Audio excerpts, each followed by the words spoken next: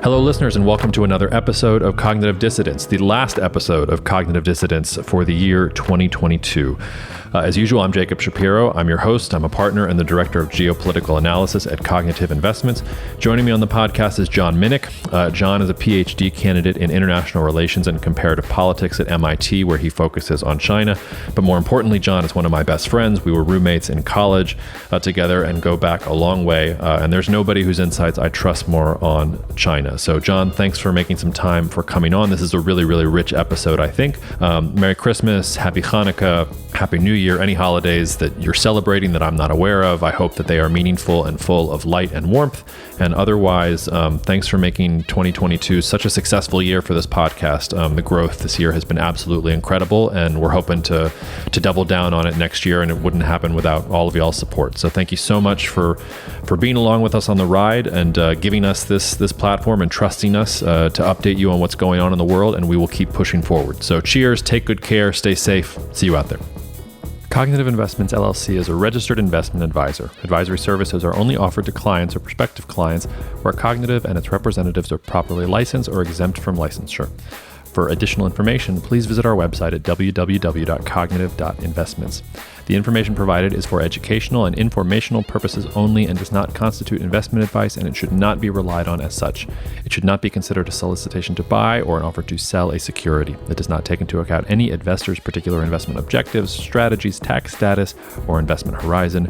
You should consult your attorney or tax advisor. John, it's nice to welcome a gent onto this version of the podcast for the first time. I think you came on the Perch Pod once upon a time. I was. Yeah, it's great to be here. We were supposed to record last week, and I haven't actually told you this, no joke. It wasn't just that I canceled on you because the power went out, but then during the slot where we were actually supposed to record, there was a tornado warning in downtown New Orleans. They said there was a tornado coming down the street from my house. It ended up not. It ended up being a couple of minutes away. But I literally, instead of recording with you, I was sitting in the closet with my father-in-law and the 3-month-old trying to ride out the tornado. So now It's just cold. There's not a storm outside. Okay. Well, hey, I'm glad we're able to do it. Look, you will have forgotten more about China than I'll probably ever learn in my lifetime. So it's really nice to have you on the podcast. We can start at sort of at the most abstract level, or go down to the nitty gritty. I've read some of your papers and stuff like that, but I guess cool. We're recording here on December 20th. This will publish in about a week. But I guess I wonder how you're feeling about China in 2023, because it feels like, Xi Jinping is now emperor for real. We've got this real estate crisis. Is it serious? Is it not? We've got this COVID-19 reopening. Are millions of people going to die? Are they not? It feels like there's so much in flux about China going in the year ahead and so much uncertainty. So I just wonder, from your kind of perspective, how do you feel about China going into 2023? Is it a good year, a bad year? Or are you just as confused as everybody else? I guess I would start by saying I think it will be a better year than 2022, but that's a pretty low bar. I mean, 2022 was a really, really rough year for China, but I think 2023 will be better in a couple of respects. One, even though I think that there's a lot about the 180 turn that the Chinese government has taken on COVID in the past couple of weeks, that definitely, you can't characterize it as anything other than a massive failure of governance and policy. There are really huge problems with what they've done. Nonetheless, given that they've decided to just let COVID rip through the Chinese population, I think that we're probably going to be in a situation where by mid-February or March, most of China's population, 60 or 70% of the population, will have had COVID. And so we'll be through the worst of it, pending, assuming, barring kind of emergence of new variants that then continue to circulate and, creates an ongoing wave in China.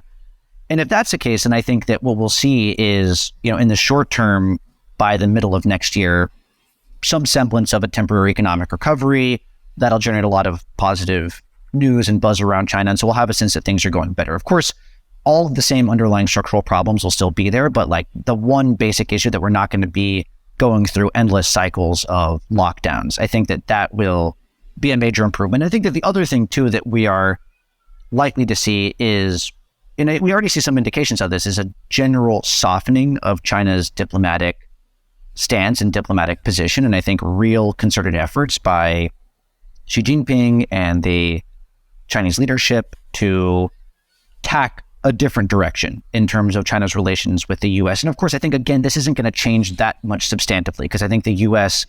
is an utterly ruthless great power and will continue to do whatever it can to stall and roll back China's economic and technological rise. I mean, that is where we are with U.S. policy towards China on a fundamental level. But I think at least we're going to see a movement towards stabilization of relations, towards, creating avenues of communication between the two sides diplomatically. And all of that's going to be basically good. So I think in that sense, 2023 will be better than 2022. But of course, I think a better 2023 maybe also means that 2024, 2025, 2026 will be harder in different ways, because again, the same underlying problems are still going to be there. And I don't think we're going to see them really addressed in a fundamental way next year. And this is like with things like real estate and debt levels and so forth.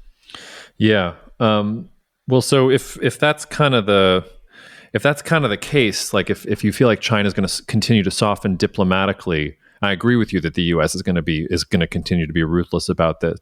Like, how long can China continue to be soft diplomatically? Because I feel like China is going to try and be nice, and like the United States is not taking its. Well, maybe it will. Maybe the United States will take its foot off the gas pedal. Maybe the Biden White House will be so concerned about inflation that they'll want to make some kind of temporary trade truce with China. Is that a realistic scenario at all? Or I'm just wondering how China is going to react if it does open up, or if it does soften diplomatically, and the United States is just like, yeah, that's nice, but we're going to continue to kneecap every single company that you have that has any standing in the world.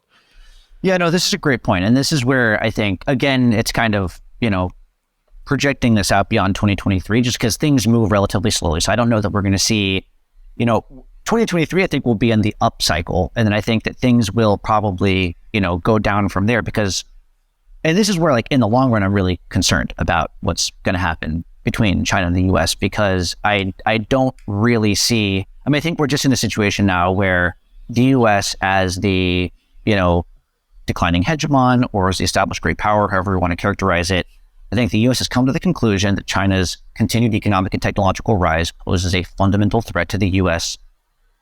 supremacy, to the U.S. dominant position in the global system. And I think that the U.S. is taking, concerted, systematic efforts to cut off China's access to critical inputs and to its continued technological rise. And I think that that's not going to change. And China, will find itself in a position of calculating, basically, does it take more extreme measures now to confront the U.S. and possibly forestall it's a decline that would happen by having its access to these critical resources. And here I just made advanced semiconductors and other chips cut off.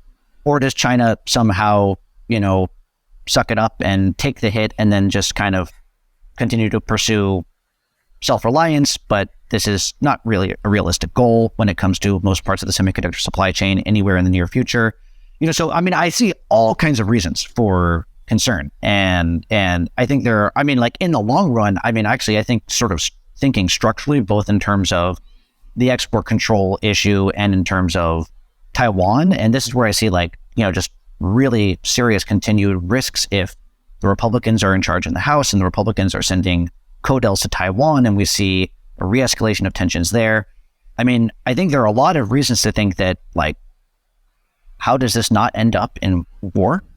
So in the long run, I see those as real possibilities. But nonetheless, I think 2023 will be, a somewhat stabler year, because I think that this is a year also where we're going to see the Chinese leadership's priorities massively shifting inward. And historically, it's been the case that when China is trying to deal with internal problems, that leads to more concessionary policies in terms of foreign policy. So in China, we don't generally see, the one kind of kind of folk theory would be that governments use, launching foreign wars to create a rally around the flag effect to patch over domestic instability. But in fact, in China, we see generally the opposite. It's at times when they are focused on internal problems that they then make concessions on territorial disputes and on, they basically take steps to soften their diplomatic environment to basically give them breathing space so that they can then focus more internally. And I think that we're going to see something like that happening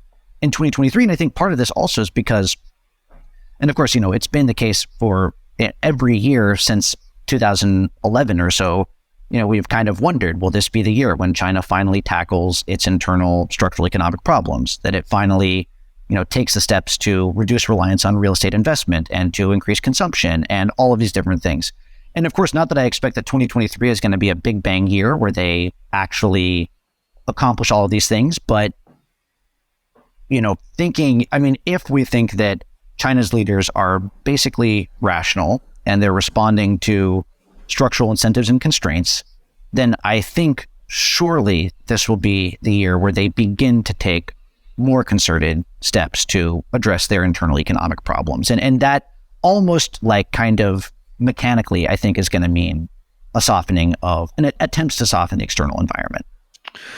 The way you characterize the U.S. perception of China as this threat to U.S., I think that's exactly right. Do you think that's true? Well, I think it depends on how I think there are probably like two ways to break this apart, kind of break the U.S. We can disaggregate the U.S. perception of China into two things. One is capabilities and one is intentions. And I would say in terms of capabilities,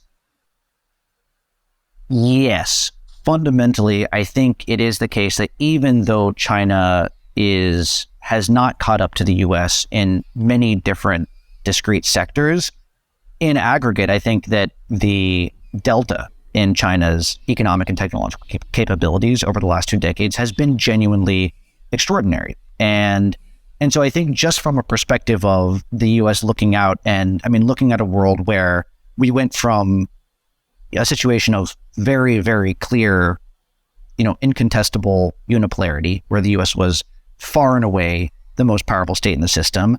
And 20 years later, we can look and that situation has fundamentally changed, and the U.S. is definitely no longer clearly the most powerful state in the system. And there are certain areas, and also given just the fact that China has a much narrower portfolio than the U.S. does. The U.S. is tasked with providing global security. China really just needs to focus on maritime East Asia and its land borders. So I think that in terms of material capabilities, there's been a meaningful shift, and it's been a relative downward shift for the U.S. and a relative upward shift for China. But I don't think that the more hawkish or aggressive U.S. characterizations of China's intentions are necessarily fair or accurate. So, one of the, there's a book that's very influential in American policy circles now when it comes to China called The Long Game. And it's a pretty smart book. And basically what the author of this book is trying to do, his name is Rush Doshi, and he's actually in the U.S. government now. And what he's trying to do in this book is make a case that China has been pursuing a consistent and coherent grand strategy for the past 40 years. And that grand strategy has several different components, but that we are now in the sort of final stage of that grand strategy, which is displacement of the U.S. as the dominant power in the world system. And he tries to marshal textual evidence from Chinese central government policy documents to make this case, I think not entirely successfully. I think it's just not clear from what Chinese leaders have said, from the information they've put out there, that China has intentions to revise the status quo anything beyond reclaiming Taiwan, essentially, and creating something like a modest sphere of influence within East Asia. I don't think that China right now has any interest in becoming the dominant power in the world system. So I think in that sense, American readings of Chinese intentions are vastly overblown for basically political reasons, because we need to mobilize budgets and we need to mobilize, resources. And also I think American policymakers see China as one of the few issues. By creating China as a big other, it's one of the few issues that we can build some actual kind of bipartisan consensus inside the U.S. around. And so, I get that, like from American policymakers' rational incentives, that totally makes sense. But I think it's not a fair characterization of China's interests or China's intentions. And ultimately, it makes the situation much more dangerous. But of course, the response you can make to that is that China's intentions are part and parcel with its material capabilities. And so as China becomes even more powerful, if it were to become even more powerful, its interests would expand in turn. And China would take on more expensive interests in the same way that the U.S. did. That China is, in this sense, fundamentally no different from the U.S. As the U.S.'s material capabilities grew, its vision of what it could and should do in the world system also grew. So in this sense, it's not an entirely unfair reading And again, I think because the U.S., like all other great powers in history, is utterly ruthless in pursuing its interests vis-a-vis China, it makes sense that it's doing what it is. Of course, it also just means that we're entering, it's making the situation worse, and it's making the world we live in more dangerous. Yeah, I guess the thing there, though, is that like the United States was in a defensive posture when it assumed that position. Like it didn't go invade Europe in World War I. It didn't go invade the Pacific like during World War II. We like came in charging at the end, and just because of our geographical advantages, like we did kind of well. Like I don't expect that even as China's power grows, that we're going to see, you know, the People's Liberation Army Navy like in the Gulf of Mexico, like blockading the port of New Orleans. Or maybe I'm wrong. Maybe you think no. I think you're making. I mean, I think that's absolutely true when it comes to the U.S. in terms of U.S. as the guarantor of global security. But where I think the U.S. did behave in ways that you know, are consistent with what we might see China is that the U.S., you know, manifests destiny in the Western Hemisphere. Yeah. I mean, once the U.S. got a certain level of material capabilities, it said to the, you know, powers of the old world, this is our territory. Don't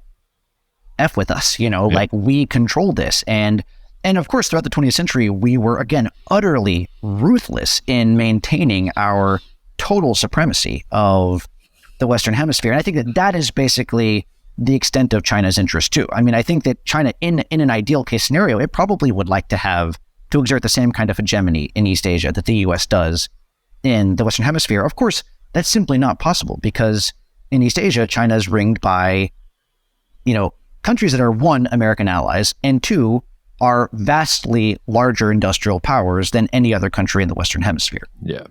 So it's one thing if you're the Rough Riders and you're rolling through Cuba. It's like another thing if you've got Vietnam on one level and like the Philippines is over here and all that other kind of stuff. But one point I would just make though about sort of thinking about the U.S.'s global position after World War II. I mean, yes, in many ways we stumbled into this, and the reason the U.S.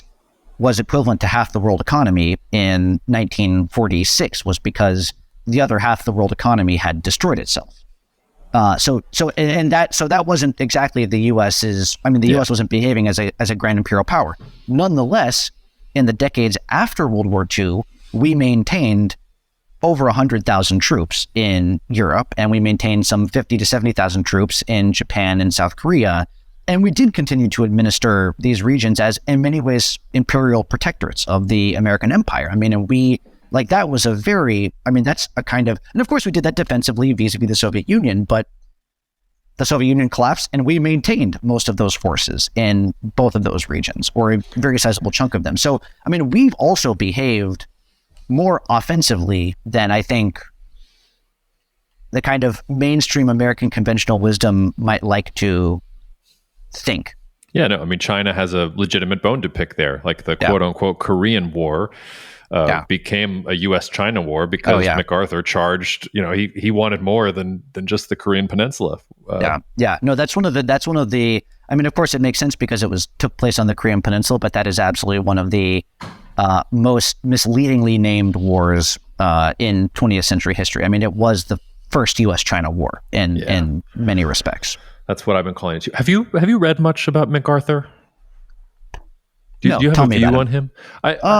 So what I know about MacArthur is actually what I remember from, I believe, the third volume of the LBJ biographies, the description of MacArthur when Truman forced him to resign. He came to the U.S. and Robert Caro in Master of the Senate describes how MacArthur did this kind of victory lap through Washington, and it was like the one moment in American history where the traditional kind of taken for granted civilian control of the military kind of broke down, and it was like this one moment where we actually could have had something like a military coup because people were just totally fawning over him. So I know that, and of course I know MacArthur in Japan, and you know, seems like a fascinating character, but I don't know much about him beyond that. Yeah, and the other great thing about the Caro thing too is he spends all that time building up Richard Russell as like this, Southern terrible leader of the segregationists and stuff like that. But it's Richard Russell who like holds back the dam against MacArthur. And I don't know. I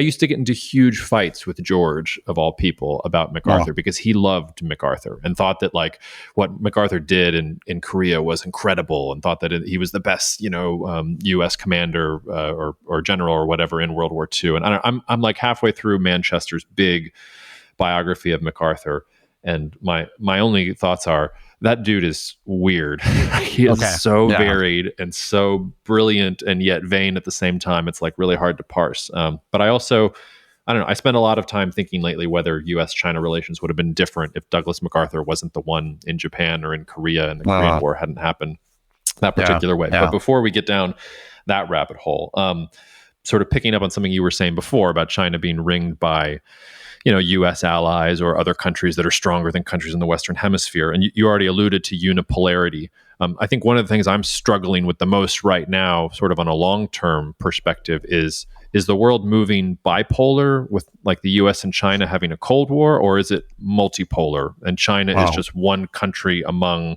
a number of several countries that are going to have spheres of influence? Is Japan going to have its sphere? And you can kind of build it out from there. Do you feel like, and I guess you can ask that question on two levels. Do you think at a global level we're headed towards bipolar U.S.-China war? And then even in East Asia itself, is it like the U.S. versus China? Or is it really, no, there's the U.S. and China, but like Japan's doing stuff over here. And if Korea ever unified, Korea would be doing stuff too. And like Indonesia's a sleeping giant. Like how do you think about kind of the structure of the balance of power of the region right now?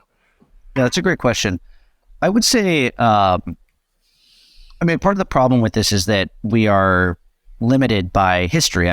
We only have kind of like one run of the experiment of modern human history. So we haven't been able to run this multiple times to have like different examples of bipolar orders. So obviously when we think of bipolarity, we always go back to the Cold War between the US and the Soviet Union. And this next thing, whatever it is, will not be precisely like that. That was characterized by, it was a really unique situation where partly because Europe and Japan had been, one, first devastated industrially and economically, and then were constitutionally prohibited from rebuilding militarily during this period. So you had this like really fascinating kind of aggregation effect where everything was about these two powers and every minor conflict immediately aggregated up to one of those two powers because there were no other independent centers of power and authority, except, maybe kind of at the margins. You had some countries in the Middle East and other places acting with like some degree of independence, but even so totally constrained by the geopolitical dynamic caused by the balance of power between these two countries. So I think certainly what we see going forward will be different from that. I think we can say on some rough level, it is quote unquote bipolar in the sense that you are going to have two countries that are substantially more powerful than any other country. Like the gap between China and the US will be much smaller than the gap between China and the US on the one hand and everyone else on the other. And so that, in a sense, will have characteristics of bipolarity, but again, going to be really different because, and of course, it is important to remember that even though countries like Japan and Germany are, Japan, and especially now Japan, going to boost military spending, Japan already is and will be a more capable and more meaningful independent military actor in its own right. Germany also, in many ways, as a result of the Russian invasion of Ukraine. Nonetheless, these are economies that are, at this point, I think, roughly 1/4 to 1/5 the size of the Chinese economy and 1/6 to 1/7 the size of the U.S. economy. They're considerably smaller than the Chinese and U.S. economies, and their war machines are correspondingly smaller. Although, of course, quality matters now in a way that it didn't 70 years ago. So I think that there's like a real meaningful sense in which, we're approaching something like bipolarity, but it's not going to be, our grandfather's bipolarity. It's going to be a different kind of bipolarity. And within that, you are going to have things like multipolar dynamics. And part of that is because you're going to have multiple nuclear powers that also each of them in their own right lay claim to something like great power status or at least major power status. And definitely, I think that I think another thing too that we're going to see is because relatively speaking, I would expect that the US's power and predominance is not going to increase that much. And I think that the US's ability to sustain a global military and security presence is going to decline, relatively speaking. And so I think that the US will find itself outsourcing more and more of this work to its regional partners and allies like Japan and Germany, or the European Union generally. And so in that sense, it's going to create dynamics of multipolarity. So I would say it's like a little bit of both. And of course, that makes it probably in a lot of ways more dangerous than the Cold War 1.0, because at least international relations theorists tend to think that bipolarity is a relatively stable form of order, precisely because all conflicts aggregate up into a, total showdown between the two powers, and that exerts a kind of deterrent effect on any form of major conflict. Like, that's why you had the US and the Soviet Union so laser focused on finding opportunities for strategic stability, because they were deathly afraid of any kind of conflict aggregating up into all-out world war. But if we have multipolarity, where it's a conflict between the US and Japan doesn't necessarily bring in, or between China and Japan doesn't necessarily bring in the US, that creates a different dynamic, or where a conflict in the East China Sea or the South China Sea doesn't necessarily bring in the US, it's a different dynamic. So I imagine that's pessimistic. I imagine geopolitical analysts, I hear you about bipolarity maybe being more stable, but I imagine if you were a geopolitical analyst in, say, Chile, Vietnam, Congo, Lebanon, you might beg to differ with well, this is where I think we have to make a distinction between stability at a system level and something like peaceful. I mean, bipolarity is definitely not peaceful, and a lot of people died in very hot wars during the long Cold War. But in retrospect, it seems to be the case that, generally speaking, it was structurally fairly stable. Although, of course, that's somewhat belied by the fact that we now know in retrospect that there were all of these super, super near misses where actually the world we almost destroyed the world. And it was I feel like it was nuclear weapons, not bipolarity, that actually prevented Good point. But then you could make an argument that nuclear weapons in a truly multipolar global order creates a different dynamic. So it's a combination of nuclear weapons and bipolarity. I'm not sure that like nuclear weapons in a world with 10 great powers is also equally safe as nuclear weapons in a world with 2 great powers. But good point. The nuclear revolution played a massive role in stabilizing that dynamic too. Drilling down a little bit into stuff that I know is sort of in your research bailiwick right now, and I guess I'll start with another broad question, and then I wanted to dig into a couple interesting things in that paper that you sent me. I feel like everybody and their mother has discovered semiconductors in the last 6 to 8 months or something like that. It's like entered the zeitgeist in a way that, geopolitical nerds like you and me, we've been talking about semis for years, but like now everybody understands, oh, my dishwasher didn't arrive off the boat because like it needs a chip, or my car isn't here on the lot because it needs this chip, and that comes from China, and semiconductor supply chains are totally screwed. And one thing I saw Marco Papich actually say the other day, who's a frequent guest on this podcast, he sort of made the point that that maybe people are making too much of China's dependence on cutting edge chips. That China can't make cutting edge chips itself, but it doesn't need 3 nanometer chips in order to have most of the economy functioning. So they won't have the fastest self-driving cars, but as long as they can do whatever it is, 28 nanometers or 14 nanometers, I don't know what they're going to be able to do on their own. Like, they're going to be fine. And we're putting way too much emphasis on this very, very small portion of semiconductors that don't actually matter that much, even when you're fighting wars. It's all like the wars of the future and AI and great power competition in the 2030s. Do you think that's right? Or or from your perspective, has China bet on more advanced semis in a way that like they can't make some of the economic pivots they want to if we really do deny them access to ASML machines, for example, like that? Like, how do you benchmark how serious some of these semiconductor restrictions are on China's economic goals? I would say I think I think our evaluation of the seriousness of the export controls as a constraint on China's trajectory depends to some extent on how much we want to bet on the importance of AI going forward. So I think if we take the really bullish case on AI, that we're looking at, we are, with things like ChatGPT and whatnot, we are on the edge of a total transformation of the human experience. and of what society and economy means and can do. And that AI is poised to just take off exponentially, which it might well be. I'm not an expert on AI, but that's a possibility. And I think if that's your expectation, that really it could be the case that in 5 or 10 years, we are living in a world where every single device is hyper intelligent, hyper connected, and all of this, and that just the world is unrecognizable from the one that we currently live in even. Then I think, yes, these export controls really do matter, because where the export controls hit is in the highest end chips without which you cannot run the most advanced AI algorithms.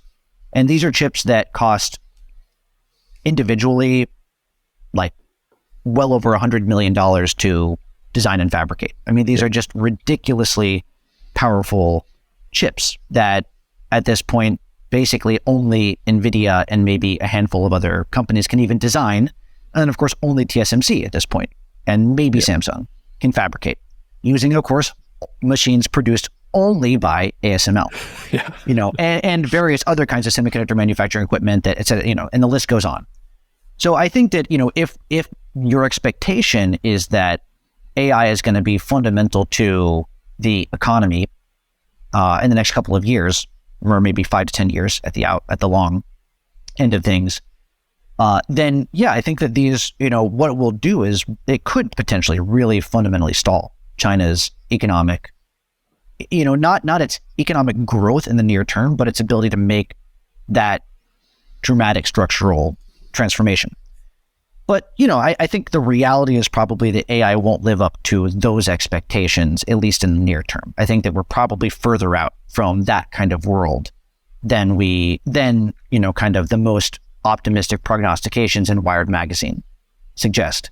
At the same time, I mean, AI is really important for a lot of military functions. And again, this is not my area of expertise in terms of exactly what level of AI capabilities are needed to, do kind of the most advanced military things like drone swarms and whatnot. But I think you can make a real case that these export controls definitely are not meaningless. I mean, they really do matter. And I think in the short to medium term, really will constrain the development of China's capabilities. But I would agree with Marco that nonetheless, the vast majority of chips input into the Chinese economy aren't anywhere near this level. The vast majority of chips are at the 28 nanometer mode, or the 14 nanometer node. And actually, 14 nanometer is also really, really advanced still. Yeah. I mean, we have to remember, it was like just in, I think, 2017 or 2018 when 14 nanometers was the cutting edge. So, I mean, that's just how quickly these things are moving. Yeah. But no, I mean, there's a tremendous amount that China can still do. And I don't think that the export controls as they currently are in place are going to prevent China from taking a lead in, extending its lead in electric vehicles. I mean, there are a lot of other industries that do rely on chips, but don't rely on AI chips, and that can utterly transform the world. And these are the industries where China is pushing further and further ahead, advanced manufacturing of different kinds. And so, I think, and this is where, I think we can be a little bit more optimistic about China's chances, because I think there are other industries where China is going to leap ahead and probably will be able to create bottlenecks that will reciprocally hurt the U.S. and give China points of leverage over the U.S. that maybe will even things out. But so it's like somewhere halfway between. Like, I don't think this is a death knell for China's technological rise. Yeah.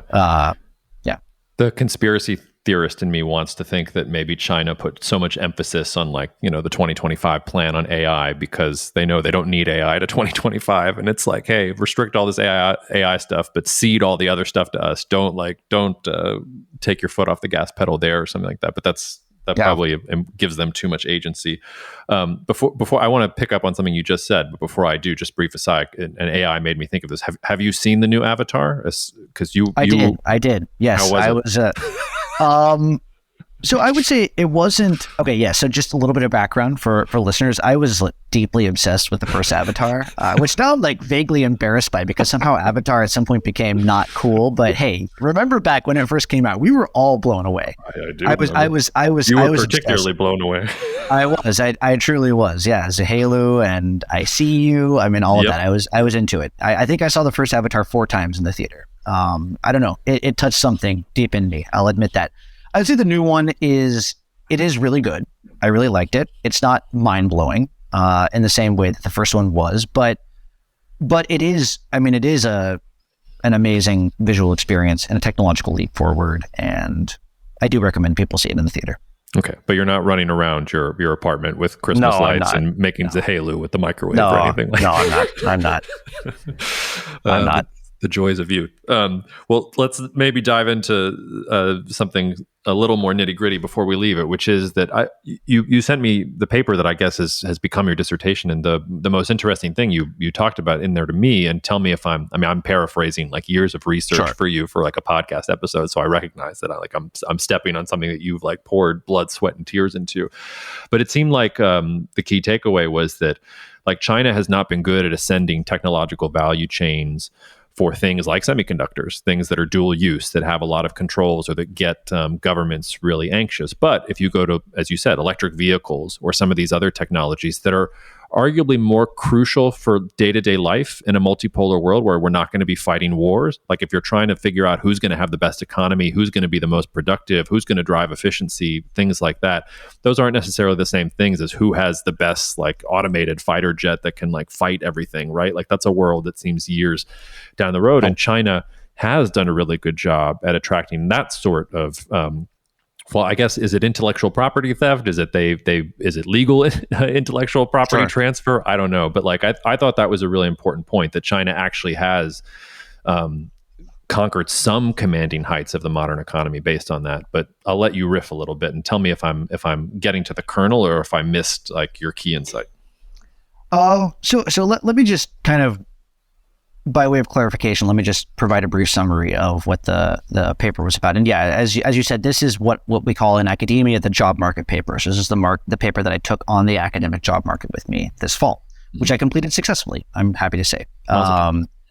And basically the goal of the paper actually is not to explain, could say, variation in where China actually succeeded in catching up to the frontier. I think that's sort of a separate question, but I have thoughts on that. So I'll come back to that in just a minute. What this paper is really focused on is trying to explain when China actually imposes technology transfer policies. So for listeners who aren't familiar, technology transfer policies are policies that, as the name suggests, facilitate the transfer of technology from one organization, usually a firm, to another. And technology transfer policies played a really important role in China's economic and technological rise over the past 25 years, especially in the decades after China joined the World Trade Organization in 2001. And basically, these are policies that condition foreign firms' ability to invest in China, so foreign market access to the Chinese market, on their willingness to partner with Chinese companies, and through these partnerships, transfer technology and expertise to those Chinese companies. And so what the paper is trying to do is actually say, okay, well, we know these policies matter. One, because they did contribute to China's really remarkable transformation in industries like high-speed rail, various parts of the automotive production sector, various parts of aircraft manufacturing, artificial intelligence. I mean, technology transfer policies really have played a big role. They also really matter because, unfortunately, technology transfer policies have been absolutely central to the collapse in U.S.-China relations in recent years. And here I'll just emphasize that although President Trump's rhetoric around the trade war focused on the trade balance between the U.S. and China, if you actually read the documents that outline why the U.S. government launched the trade war on China, so here I'm thinking the Section 301 investigation report published in March 2018, these documents have nothing to do with the trade balance. The trade balance is not why we launched a trade war on China, nor is it tariffs or even standard non-tariff barriers. We launched a trade war in China because of anger by American multinational corporations that were doing business in China about technology transfer and intellectual property theft. That's what the trade war was about. So these things really matter. We need to understand why they're being, well, basically these things really matter. but we don't know that much about actually when and how China uses them. So the goal of the paper was just to explain when China uses them. And what I found is that there are a lot of industries where China should have used these tools, that we would think of as the definition of strategic high technology industries, like semiconductors, battery and accumulator technology, precision measurement equipment, but I think most importantly, semiconductors, where China basically never uses any kind of formal foreign technology transfer policy. And the question is, why not? And so then I have an argument about China's position in global value chains and how that shapes the bargaining dynamic between China and foreign firms. But the basic goal of the paper was actually not to explain where China actually caught up, because that's kind of a separate question. I mean, there are industries in which, and I think it's important to note that China didn't, and I'm using scare quotes here, China didn't catch up to the world frontier in semiconductors in the sense that now China has its own semiconductor ecosystem that is, equally sophisticated and advanced as the rest of the world. I mean, so obviously in that sense, China did not catch up. But China did make pretty tremendous progress in semiconductors in a lot of ways and in various parts of the supply chain, especially, of course, the lower end parts of the supply chain, testing, packaging, assembly, as well as, parts of semiconductor manufacturing, fabrication. But I think that's kind of a separate question. So I think that there are a lot of reasons that China does, and there are industries where China uses technology transfer policies aggressively where it did catch up, others where it didn't really catch up. So I think that that's kind of a different question. But I think it is important just to state that, and this goes back to the thing you asked earlier around kind of how we gauge China's capabilities now. And I think, and this is where the US government is right. China is a lot more powerful than it was. And the speed with which China caught up to the world frontier is, I think, without precedent. I mean, Japan, South Korea, and Taiwan in the post-war decades probably came close, but China, it really is an absolutely remarkable world historical story of economic and technological transformation. So what happens next for China, though? So what do you think about Chinese technological transfer policy going forward? Like, are they not going to be able to use it at all now in the context of the trade war because, the United States has fired that shot? Like, where do they go from here? Yeah, it's a good question. So what I would say is, unfortunately, I think what we've seen happen is that, and this goes to a question or a point that you made earlier. You asked, is this about intellectual property theft? And the reality is that, of course, yes, intellectual property theft is pervasive and industrial espionage is pervasive, cyber espionage, these things exist, they're real, they are serious problems, as well as, of course, various kinds of informal pressures on foreign companies doing business in China to share technology. These things exist, and I'm sure that the dollar value of that technology leakage is significant. But the important point for observers to remember, especially as we get angry over things like intellectual property theft in China, is that the vast majority of technology transfer to China was done through basically above board, codified, quote unquote, legal channels. So some of these channels were not technically consistent with China's WTO accession protocols, with its agreement, but many of them were. And the reality, though, is that these were things that were done on a more or less voluntary basis. American and other foreign multinational corporations were absolutely desperate to get into the Chinese market in the early 2000s after China joined the World Trade Organization, because understandably, these companies realized that this is going to be the biggest market in human history, and that they had an existential obligation to get a foothold in this market. This is especially important in high technology industries where you have massive economies of scale, which means that you have fierce competition between a small number of very large corporations for marginal global market share. So these companies were absolutely desperate to get into the Chinese market, and China was able to leverage that, as any rational government would, to say, okay, you can enter our market, but in exchange for that, you have to meet these market access conditions. And one of those conditions was partner with a Chinese company in these strategic industries and transfer technology and expertise to your local Chinese partner. So that set of policy tools, I think, is gone, and it's not coming back.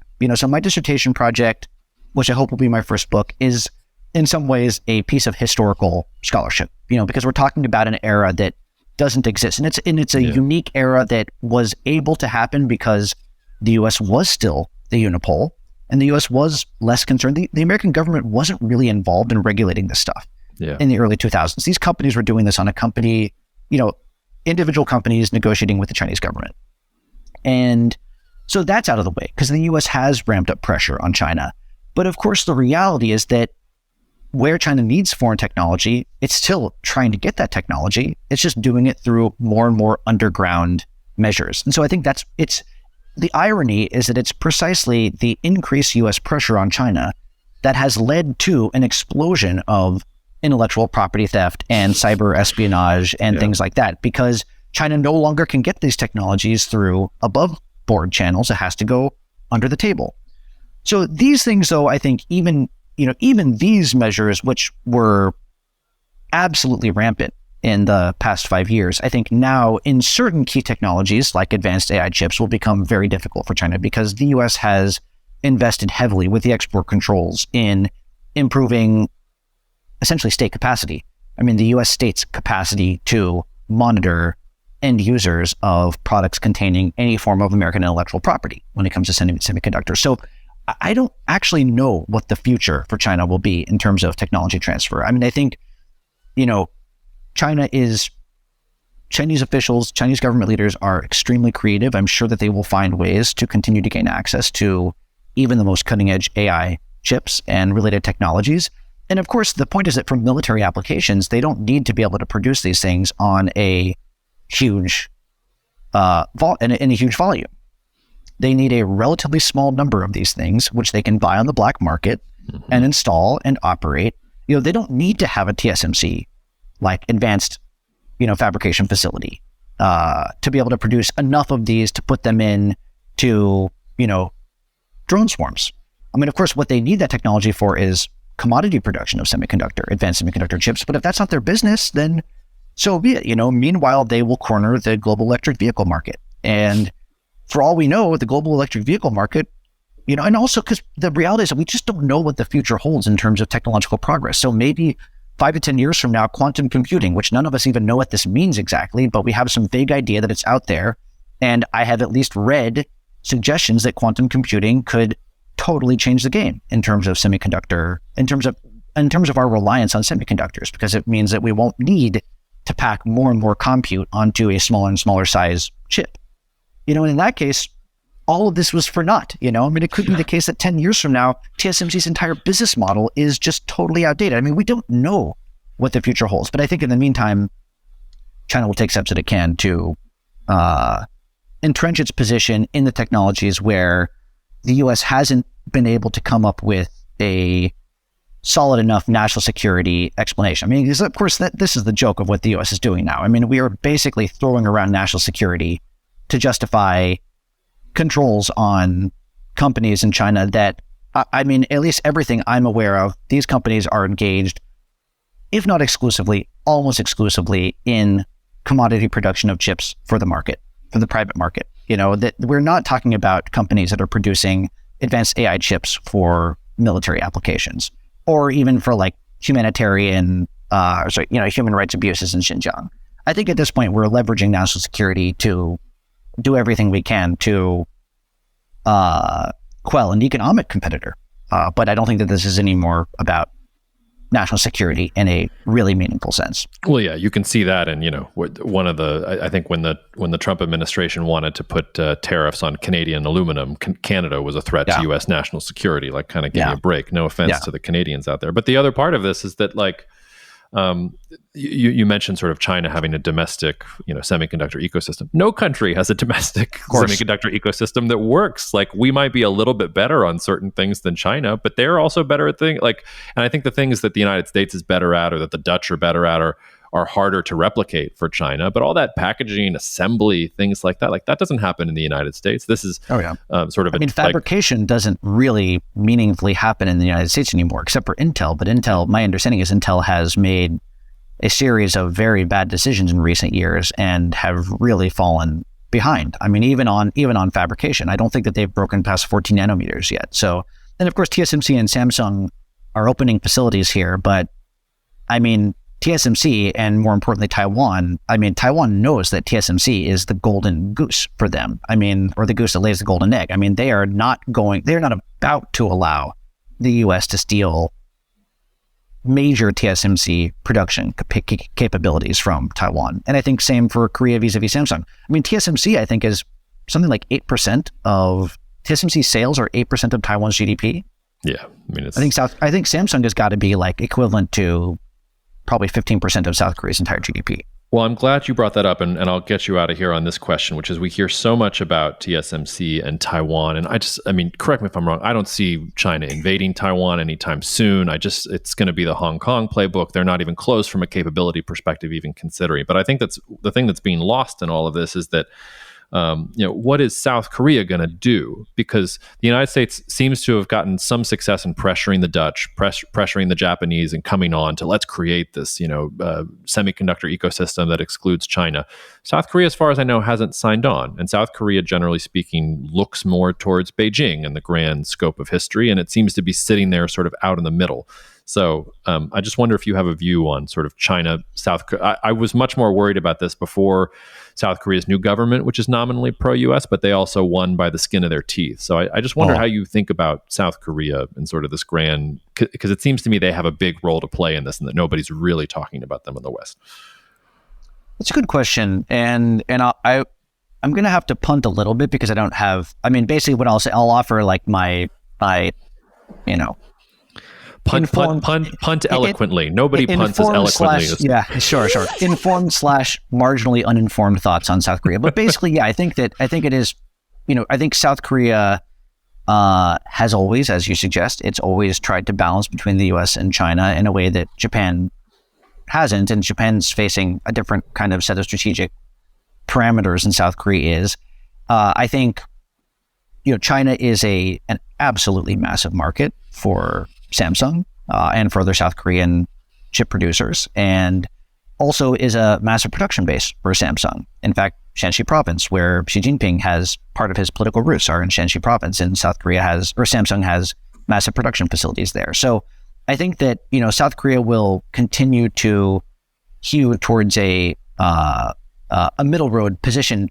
I think a lot kind of depends on how things develop in the semiconductor market. I think Samsung already this year, it in itself has made a few, and I don't know the details of this, but it made some missteps when it comes to fabrication at the cutting edge. And so Samsung is losing market share at the leading edge to TSMC. TSMC already had 90% market share. I think it's growing.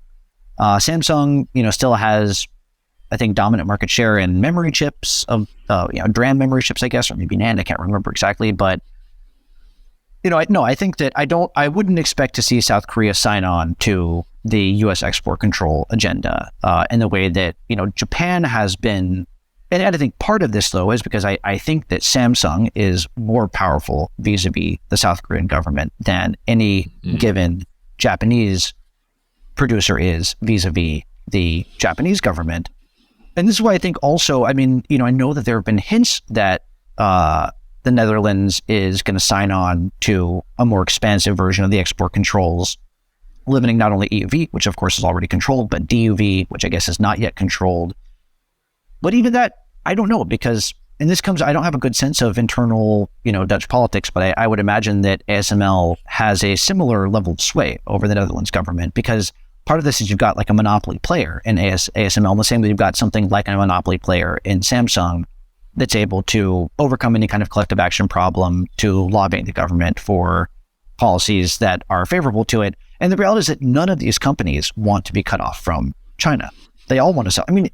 Intel doesn't want to be cut off from China. Yeah. Intel wants to have its cake and eat it too. It wants the subsidies and it wants the exemptions from the various export controls so it can continue to sell, some of its chips to China. But yeah, just long story short, I think South Korea, I am less, optimistic. I have lower expectations in terms of the actual level of buy-in the U.S. is going to get on the export controls, plurilateral or multilateral buy-in, from even Japan and the Netherlands. And I think beyond that, South Korea is an even harder sell. And I think, beyond that, Taiwan is also a very difficult sell. So that would be my 2 cents. Okay. Well, in that case, John, let's not wait another year and a half to have you back on the podcast. We'll get you back on soon, okay? This is great. Thank you so much, Jacob. Cheers. Thank you so much for listening to the Cognitive Dissidence podcast, brought to you by Cognitive Investments. If you are interested in learning more about cognitive investments, you can check us out online at cognitive.investments. That's cognitive.investments. You can also write to me directly if you want at jacob@cognitive.investments. Cheers, and we'll see you out there.